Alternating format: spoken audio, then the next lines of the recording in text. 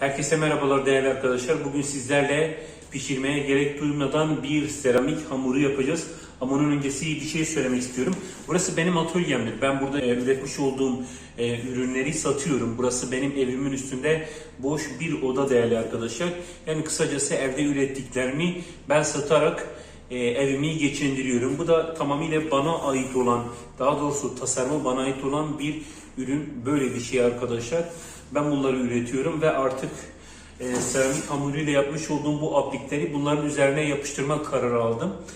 Seramik hamuruna ihtiyaç duyduğum için de yapmışken bunun videosunu da sizlerle paylaşmak istedim değerli arkadaşlar.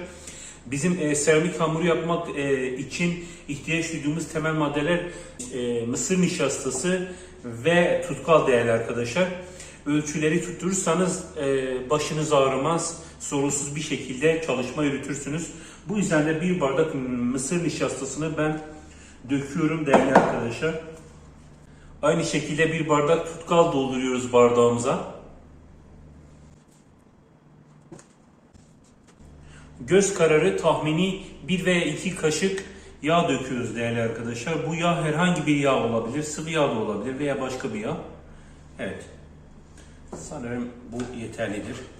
Ve karıştırıyoruz. Şimdi bu karıştırma işlemini elimizle devam ediyoruz.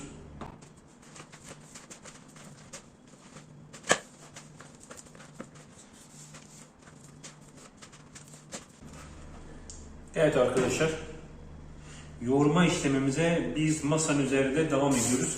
Ama onun öncesi altına biraz mısır nişastası sermenizi tavsiye ederim dostlar.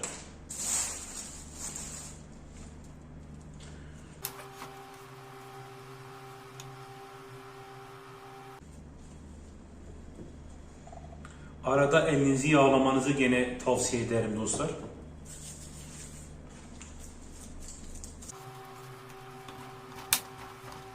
Kanalımı yeni kurduğum için, destek olmak için abone olursanız gerçekten çok sevinirim.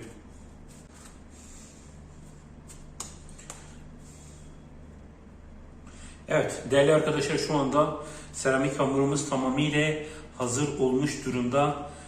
Evet, şimdi bir deneme yapacağız değerli arkadaşlar. Bu görmüş olduğunuz silikon kalıbı ben kendim yapmıştım. Zaten belli de oluyor muhtemelen. Bunu milattan önce yapmıştım. Bayağı bir uzun bir süreydi. Şimdi bir bakalım nasıl oldu.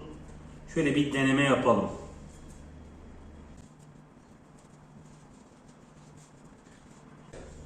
Evet, hazırlamış olduğumuz seramik hamuruyla yapmış olduğumuz apliklerin şu anda ne durumda olduğunu hep beraber şöyle bir bakalım. Nasıl bir sonuç elde edeceğiz değerli arkadaşlar. İstediğiniz gibi anında çıkarabiliyorsunuz ve yapılmış olan silikon kalıpla böyle bir şey yaptım. Böyle bir aplik yaptım. Lütfen bakar mısınız yakından? Ne kadar güzel. Ne kadar detaylı bir şekilde bütün detayları ortaya çıktı. Bunu kendi yapmış olduğumuz bu seramik hamuruyla yaptık değerli dostlar. Geldik seramik hamurumuzu nasıl saklayacağımız, nasıl muhafaza edeceğimiz noktasına. Aslında pek çok arkadaşımız bunları streç filme sarıyor. Streç film varsa çok daha iyi olur. Fakat eğer ki yoksa şöyle bir poşetin içine koyabilirsiniz. Tabii ki havasını almak şartıyla. Havasını alıyorsunuz arkadaşlar. Bağlıyorsunuz. Evet. İkinci bir poşetin içerisine de koyuyorsunuz bu şekilde. Bu görmüş olduğunuz seramik hamurunu daha önce yapmıştım. Sanırım 6 gün önceydi.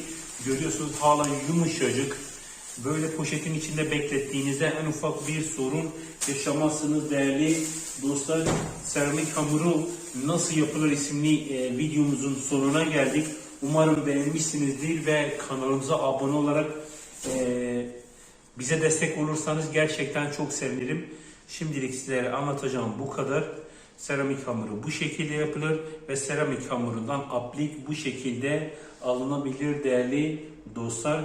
Görüşmek üzere, hoşça kalın.